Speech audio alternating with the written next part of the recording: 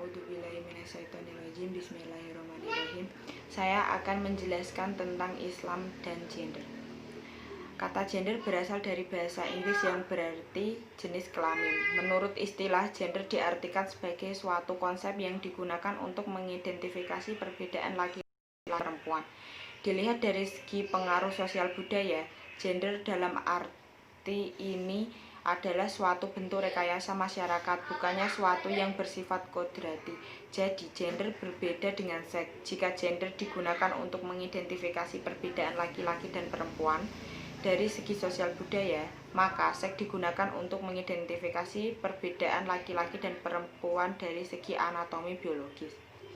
Berbeda dengan perspektif para feminis yang menganggap ketimpangan itu semata-mata sebagai konstruksi masyarakat, dalam Islam, pemahaman tentang gender memiliki terminologi tersendiri dalam memaknai peran antara laki-laki dan perempuan.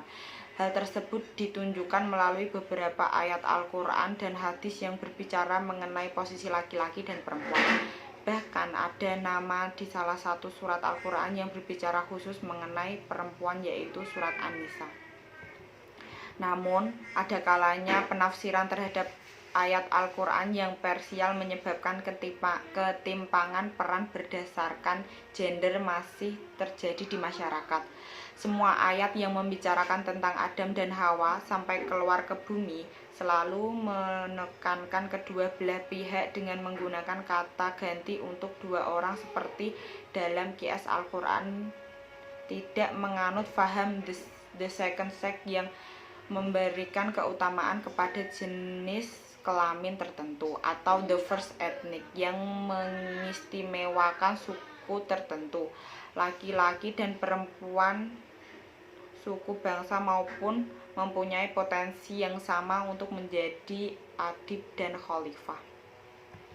Ada beberapa ayat yang sering dipermasalahkan karena cenderung memberikan keutamaan kepada laki-laki, seperti dalam ayat warisan, persaksian dan laki-laki sebagai pemimpin.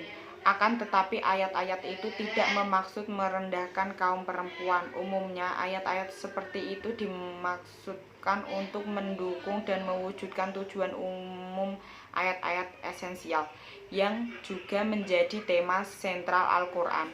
Salah satu upaya Al-Quran dalam menghilangkan ketimpangan peran gender ialah dengan merombak struktur masyarakat kabilah yang berciri patriarkik, paternalistik menjadi masyarakat ummah yang berciri bilateral demokratis.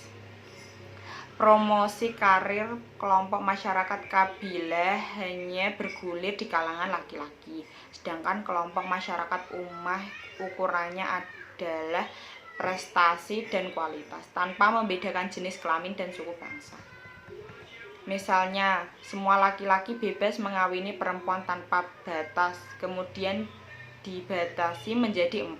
Itu pun dengan syarat yang sangat ketat. Islam adalah agama yang memiliki misi profetik mendeskonstruksi sistem sosial diskriminatif.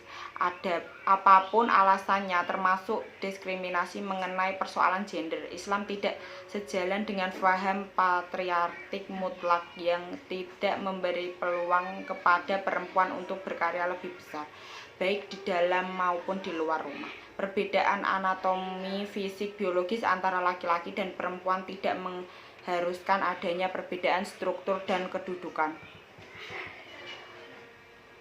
Kualitas individu laki-laki dan perempuan di mata Tuhan tidak ada perbedaan. Amal dan prestasi keduanya sama-sama diakui Tuhan. Keduanya sama-sama berpotensi untuk memperoleh kehidupan dunia yang layak, dan keduanya mempunyai potensi yang sama untuk masuk surga.